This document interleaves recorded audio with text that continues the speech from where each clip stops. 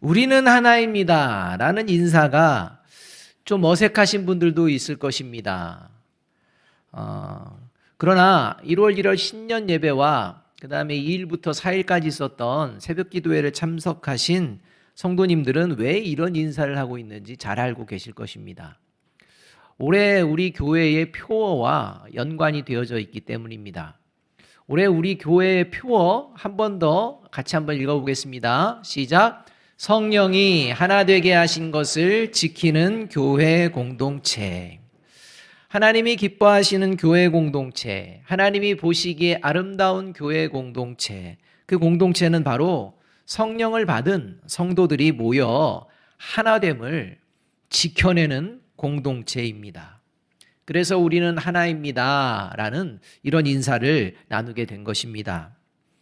여러분, 남녀가 결혼하는 것이 어려울까요? 결혼해서 결혼할 때 마음을 계속 지키며 사는 게 더 어려울까요?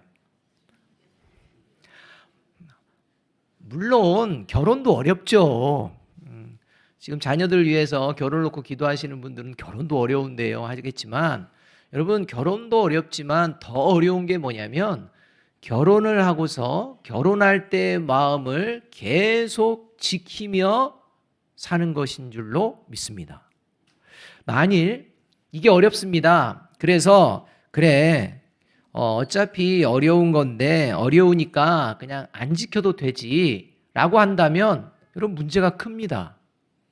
결혼을 하셨다면요, 결혼할 때 처음 품었던 그 마음을 계속 지키려고 힘써야 합니다.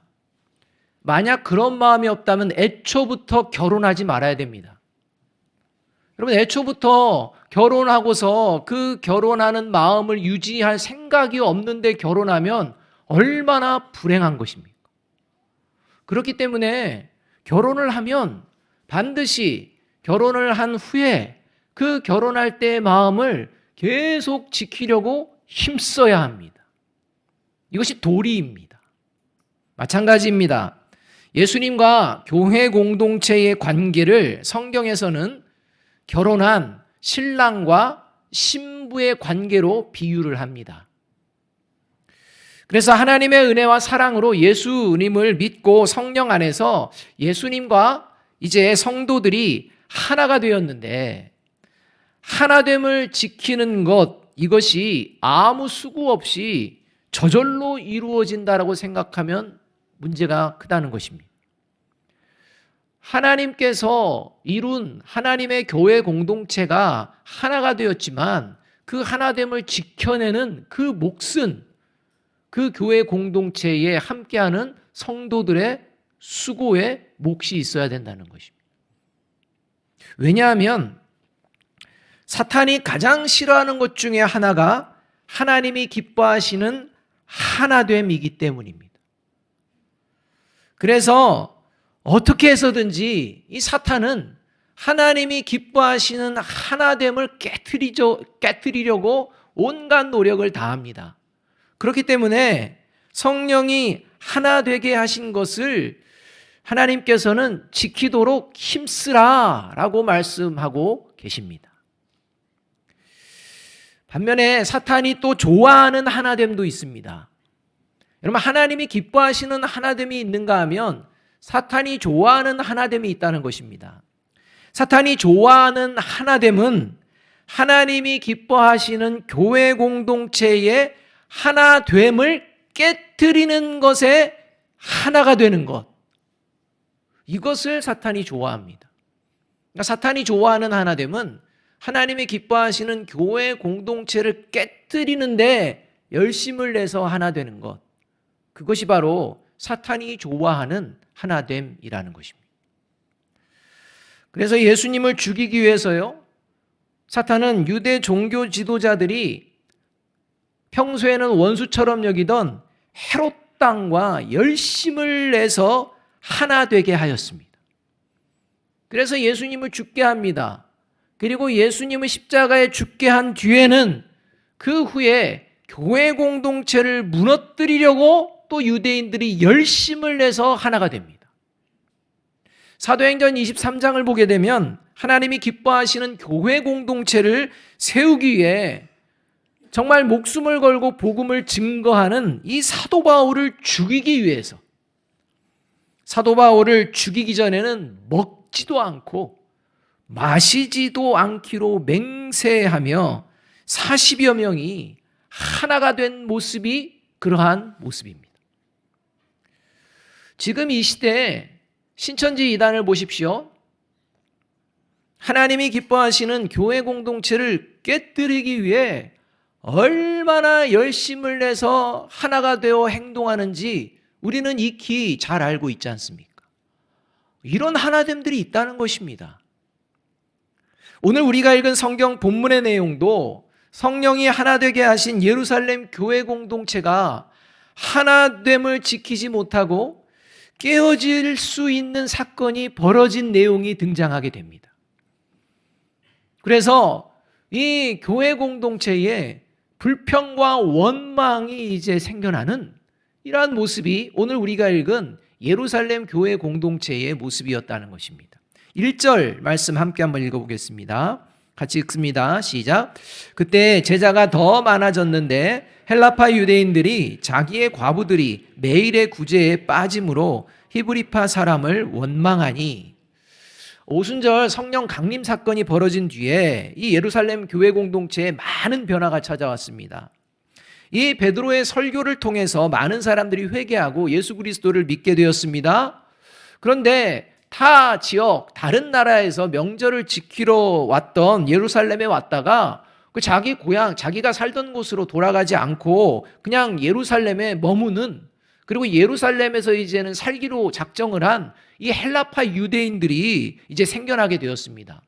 그래서 원래 이 히브리파 유대인들로만 구성되었던 예루살렘 교회 공동체에 헬라파 유대인들이 함께 모여서 예배드리고 이렇게 하나님을 찬양하는 이런 공동체로 변화가 되었습니다. 당연히 성도들도 많아졌습니다. 그러다 보니까 예기치 못한 문제가 발생을 한 것입니다.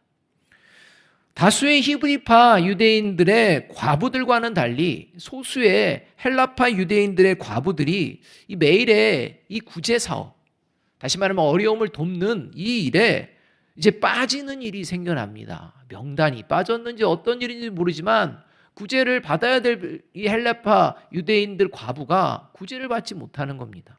이런 일들이 생겨나는 것입니다. 사람이 워낙 많아지다 보니까 아마 생겨난 것이겠죠.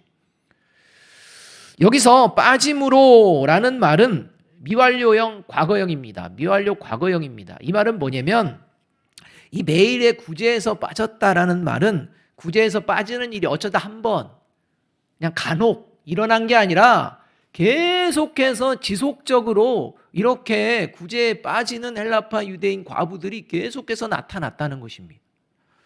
그래서 이게 계속되자 헬라파 유대인들의 불만과 원망이 같이 지속이 되는 겁니다. 지속이 되는데 이것들이 점점 이제 커집니다. 그리고 이 원망과 불평이 이제 교회를 분열시킬 정도의 문제까지 생겨난 것입니다. 이런 지경에까지 이르게 되었습니다. 여러분, 불평과 원망이라는 것은 아주 전염성이 강합니다. 그래서 여러분 불평과 원망을 평소에 안 하던 사람도요, 불평과 원망이 습관이 되어 있는 분들과 같이 살다 보면 자기도 모르게 불평과 원망이 자주 나옵니다. 이게 전염성이 되게 강합니다. 사탄은 이러한 것들을 이용합니다. 불평과 원망거리가 없는데 불평하거나 원망하는 일도 있지만 실제 우리가 살다 보면 이 교회 공동체 같은 경우는 함께 모이다 보면 실제 불평과 원망거리가 생깁니다. 그래서 불평거리와 원망거리가 보입니다. 그러면 그냥 자연스럽게 이야기를 하게 된다는 것입니다. 없는데도 이야기하는 것이 문제지만 있는데 이야기하지 못하는 것도 문제가 될 수 있지 않습니까? 그래서 보이는 게 있다는 겁니다. 그래서 원망과 불평이 나올 수가 있다는 것입니다. 그런데 이 원망과 불평은 누가 이용하느냐? 사탄이 이용한다는 것입니다. 그래서 사탄은 이렇게 성도들의 하나됨을 깨뜨리고 교회 공동체를 어렵게 만들기 위해 불평과 원망거리를 성도들의 마음에 심어 놓습니다. 이렇게 예루살렘 공동체가 이러한 상황 가운데 놓여져 있었다는 것입니다. 그래서 소수의 헬라파 유대인들과 다수의 히브리파 유대인들의 관계가 갈등 관계가 이제 전개가 됩니다. 그래서 예루살렘 교회 공동체가 하나됨이 깨어질 이런 위기, 분열의 위기에 처해진 상황, 이것이 오늘 우리가 읽은 본문의 시작이라는 것입니다. 이와 같이 2000년이 지난 오늘 이 시대에 교회 공동체 안에서도 다양한 이유를 가지고 불평과 원망거리를 사탄은 성도들의 마음에 심어 놓습니다. 그리고 불평과 원망을 은근히 부추기는 이 악한 영의 하수인도 심어 놓기도 합니다. 그게 아마 서두에 얘기했던 신천지 이단일 수도 있습니다. 그런 것들을 심어 놓는다는 것입니다. 여러분, 혹시 여러분 안에 불평과 원망이 있다면 이게 하나님이 주시는 것인지 사단이 심어 놓으신 것인지 잘 살펴야 됩니다. 그래서 저와 여러분 안에 사단이 심어 놓은 불평과 원망이 생긴다면 이것은 하나됨을 깨트리는 그러한 존재가 될 수 있는 그 확률이 높아지게 되는 것입니다. 그런데 여러분, 불평과 원망거리가 없을 수가 없습니다. 왜냐하면 불완전한 사람들이 불완전한 공동체를 형성하고 있기 때문입니다. 그래서 완벽하지 못합니다. 그래서 살펴보면 불평과 원망거리는 자연스럽게 생겨날 수 있습니다. 여러분, 남편과 아내가 결혼해서 살게 되면 오랜 세월을 살아도 불평과 원망이 있습니까? 없습니까? 없으시죠? 있지 않습니까? 이제 좀 사라지나 싶으면 또 다른 게 또 나타나기도 하고 여러 가지가 생겨납니다. 왜입니까? 다 불완전하기 때문입니다. 완전하지 못하기 때문입니다. 그렇기 때문에 우리 그리스도인들은 그런 것들은 그냥 생겨나는 게 이상하게 생각하시면 안 됩니다. 문제는 그런 상황을 두려워할 필요가 없다는 것입니다. 그런 불평과 원망거리가 생기는 상황을 두려워할 필요가 없다는 것입니다. 왜냐하면 반드시 하나됨을 회복하고 지켜낼 수 있도록 성령님이 도와주시기 때문입니다. 불평과 원망거리를 볼 게 아니라 불평과 원망거리 가운데서도 다시 하나됨을 회복시키는 하나님의 능력이 저와 여러분 안에 있는 줄로 믿습니다. 이 믿음으로 가정 안에서, 일터 안에서, 교회 공동체 안에서 신앙생활하는 것입니다. 두려워할 필요 없습니다. 이것을 누가 보여줬느냐? 2000년 전 예루살렘 교회 공동체가 보여냈다는 것입니다. 불평과 원망거리가 없었다는 게 아닙니다. 있다는 것입니다. 그러나 이것을 하나됨으로 지켜내는 이 모습을 오늘 본문에서 보여주고 있다는 것입니다.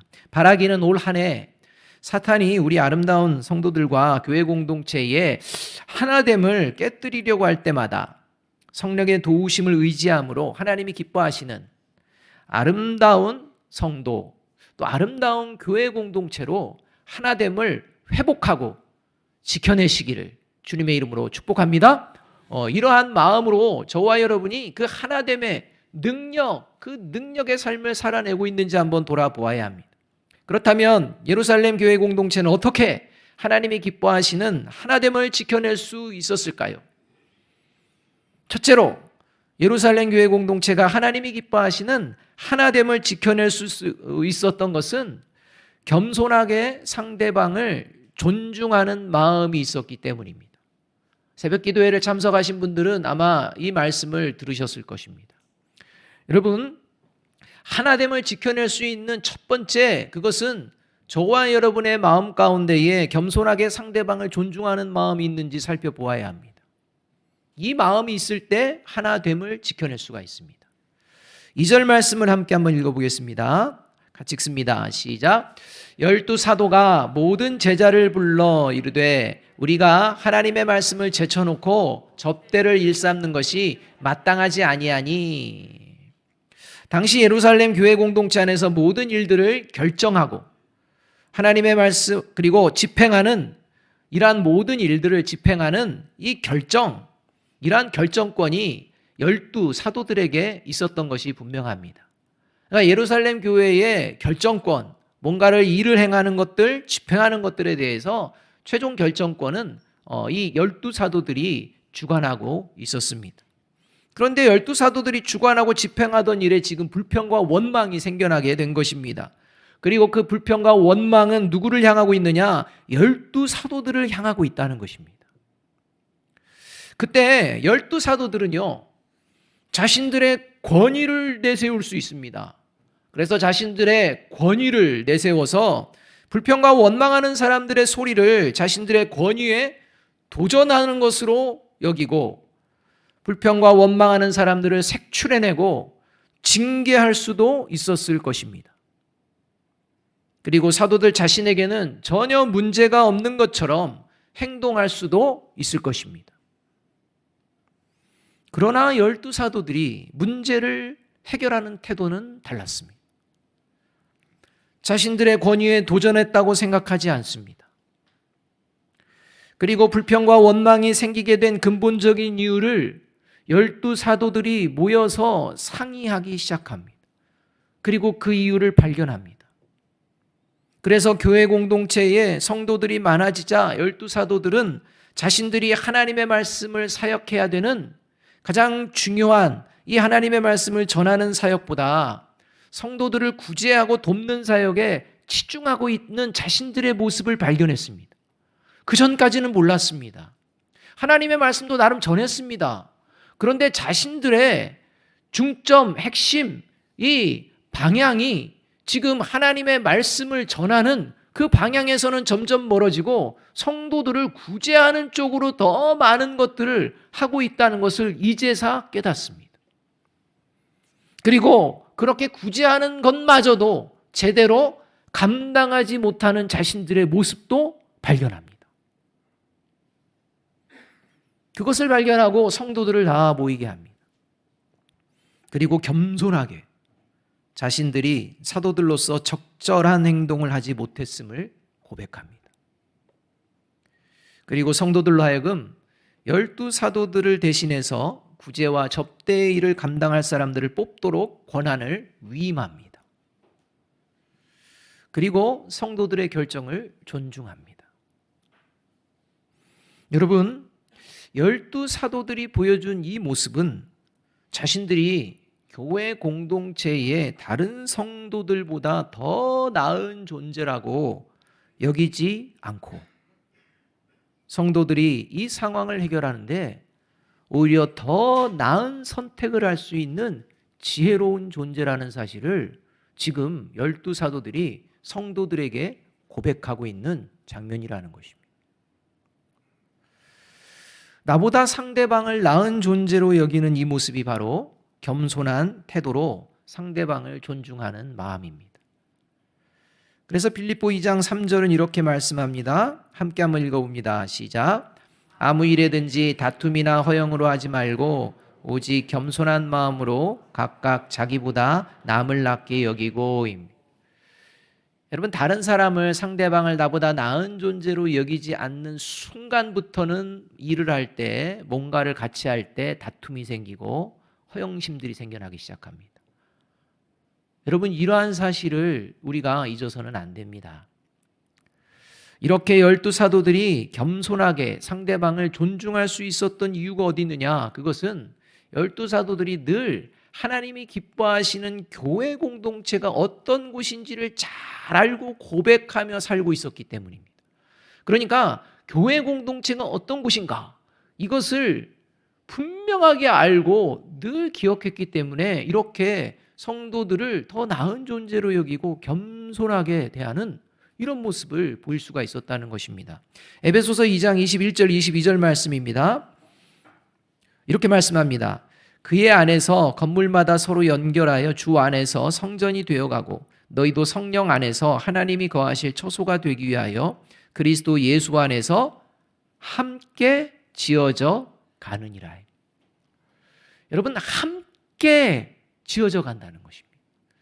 그리고 내가 짓는다는 게 아닙니다. 12사도들이 교회를 짓는다, 세운다가 아닙니다. 성령님이 세우신다는 것입니다. 그 성령님이 세우시는 곳에 함께하는 존재, 그것이 바로 예수 그리스도를 믿는 그리스도인과 교회 공동체의 모습이라는 것입니다. 그래서 지금 12사도들이 함께 이 문제를 해결해 나가고 있는 것입니다. 바라기는 12사도들이 겸손하게 상대방을 존중함으로써 예루살렘 공동체의 하나됨이 지켜졌듯이 겸손하게 상대방을 존중함으로써 성령이 하나 되게 하신 교회 공동체를, 또 가정 공동체를 아름답게 지켜내는 저와 여러분이 되시기를 주의 이름으로 축복합니다. 둘째로, 예루살렘 교회 공동체가 하나님이 기뻐하시는 하나됨을 지켜낼 수 있었던 것은 하나님이 세우신 질서를 존중하는 마음이 있었기 때문입니다. 여러분, 상대방을 존중한다는 것은 함께하는 공동체의 질서를 존중함과 연결이 됩니다. 상대방은 존중하는데 질서는 존중하지 않는다, 이런 일은 있을 수가 없습니다. 그래서 이 공동체는요, 항상 질서를 존중하는 마음들이 함께해야 합니다. 3절과 4절 말씀 함께 읽겠습니다. 같이 읽습니다. 시작. 형제들아, 너희 가운데서 성령과 지혜가 충만하여 칭찬받는 사람 7을 택하라. 우리가 이 일을 그들에게 맡기고 우리는 오로지 기도하는 일과 말씀 사역에 힘쓰리라 하니. 이 말씀에 의하면요, 그 전까지는요, 교회 질서는요, 그냥 12사도들이 그냥 얘기하면 다 그게 질서입니다. 그냥 12사도들이 다 하면 됩니다. 그런데 이제 12사도들이 예루살렘 교회 공동체 안에 또 다른 질서가 필요하다는 것을 느낍니다. 그래서 질서를 세워나가게 됩니다. 먼저는 12사도들은 기도와 말씀 사역에 전념하게 될 것이다 라고 이야기를 합니다. 그리고 성도들 중 선출된 사람들이 구제와 접대일에 힘쓰도록 질서를 세웁니다. 그리고 구제와 접대일에 힘쓰도록 선출되는 성도도 그냥 알아서 뽑으세요 라는 게 아닙니다. 분명한 질서를 만듭니다.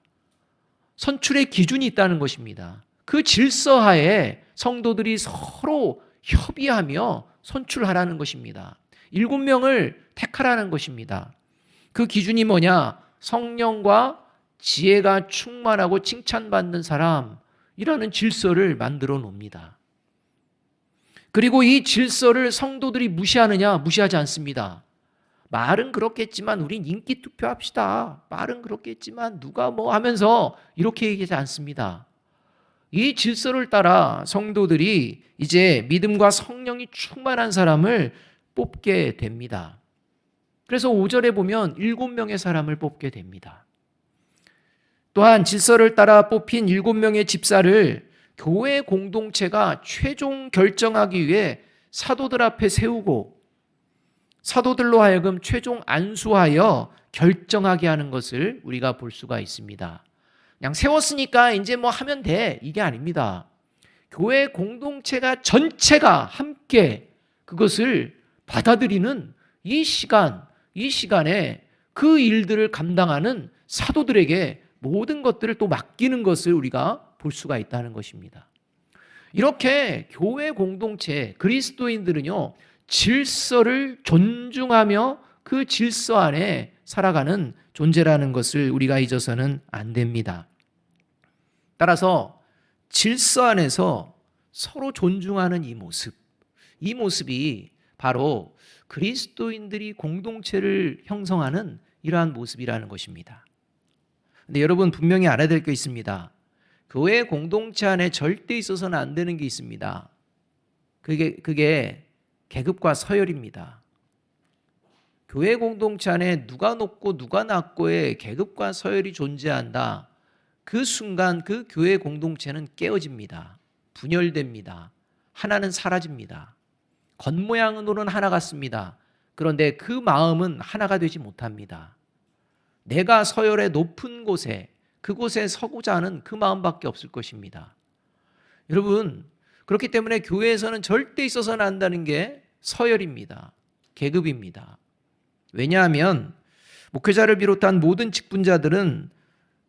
직분자들과 성도들은 성령이 하나 되게 하신 예수 그리스도의 몸이요 지체이기 때문입니다.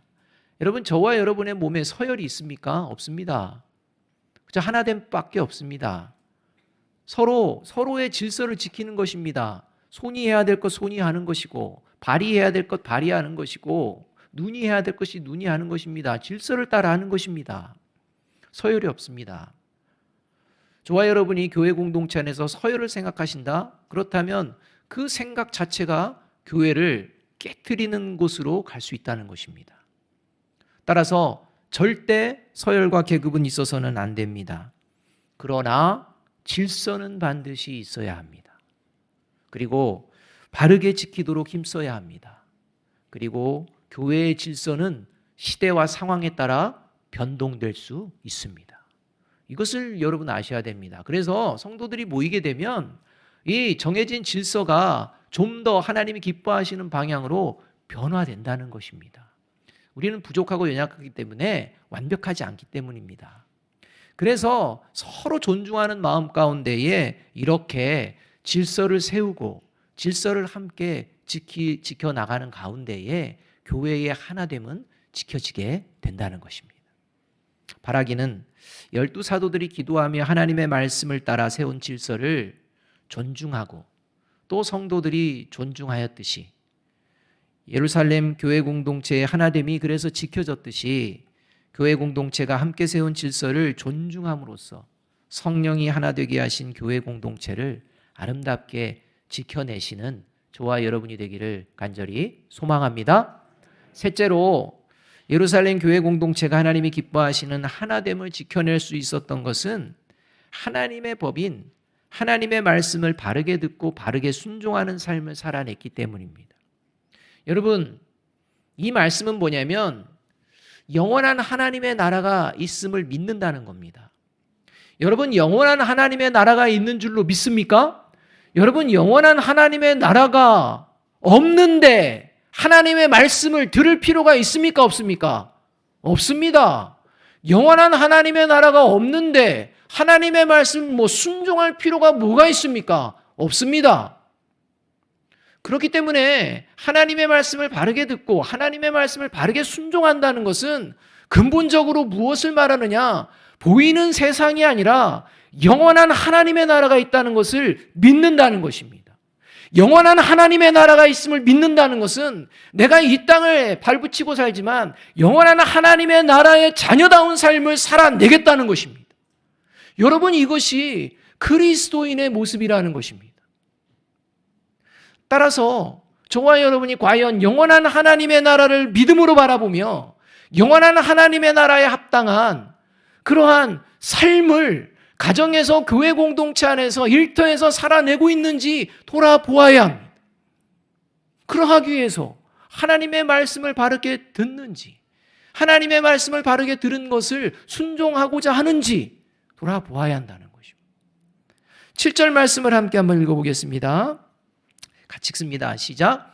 하나님의 말씀이 점점 왕성하여 예루살렘에 있는 제자의 수가 더 심히 많아지고 허다한 제사장의 무리도 이도에 복종하니라. 이 말씀에 의하면 예루살렘 교회 공동체의 성도 수가 양 늘어났다는 것입니다. 많이 늘어났다는 것입니다. 그 이유가 뭐냐? 하나님의 말씀이 점점 왕성했기 때문이다, 이렇게 말씀합니다.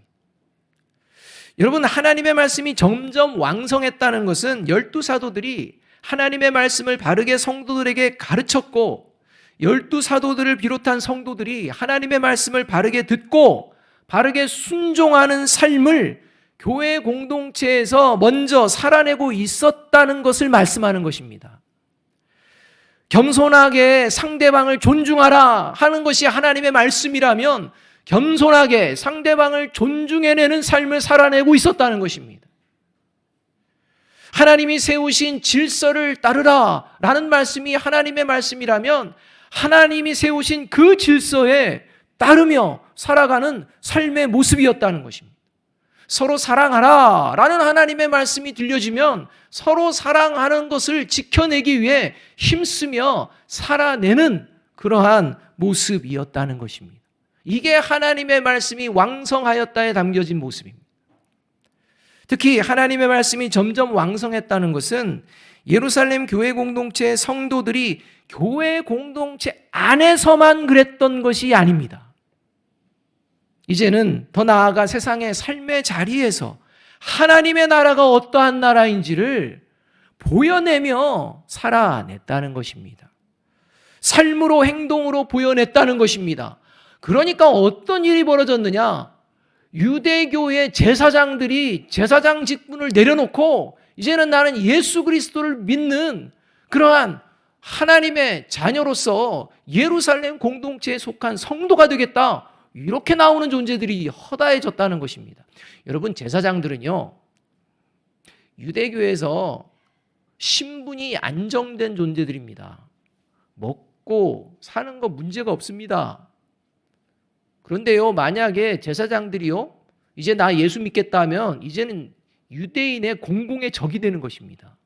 유대인의 핍박의 대상이 되는 것입니다. 고통의 삶을 살아야 됩니다. 여러분, 그런데 그것을 뻔히 알면서 나 제사장 안 할래. 그리고 나 예수 그리스도를 믿을 거야. 라고 하나님의 교회 공동체 안에 들어왔다는 것입니다. 여러분, 왜 그렇게 되었을까요? 하나님을 믿는 하나님의 자녀들이 삶에서 살아내는 모습을 보니 하나님의 나라가 실제함을 믿는 믿음이 그들 안에 생겨나게 된 것입니다. 이와 같이 저와 여러분이 삶의 자리에서 보여내는 이러한 삶을 살아내는 저와 여러분이 되어야 할 줄로 믿습니다. 성경을 보게 되면 교회 공동체 안에서 서로 존중하지 못하고 무질서하며 성도 간의 다툼과 갈등으로 성령이 하나 되게 하신 교회 공동체를 분열시키고 믿지 않는 사람들에게 본을 보이지 못하던 교회가 나오는데 그 대표적인 교회가 고린도 교회입니다. 그래서 그런 고린도 교회, 그냥 갈갈이 분열되고 찢어지고 하나됨을 지켜내지 못하는 그 교회 공동체를 향해 하나님께서는 사도 바울을 통해 고린도전서 4장 20절에서 이렇게 말씀하십니다. 함께 한번 읽어보겠습니다. 시작. 하나님의 나라는 말에 있지 아니하고 오직 능력에 있음이라. 바라기는 하나님의 말씀을 바르게 듣고 순종함으로써 교회 공동체의 하나됨을 지켜냈던 이 예루살렘 교회 공동체와 같이 하나님의 말씀을 바르게 듣고 순종하여 하나님의 나라를 삶 속에서 보여내는 저와 여러분이 되어지시기를 주님의 이름으로 축복합니다. 마지막으로 에베소서 4장 3절 말씀 함께 한번 읽어봅니다. 다 같이 읽습니다. 시작. 평안에 매는 줄로 성령이 하나 되게 하신 것을 힘써 지키라. 기도하겠습니다.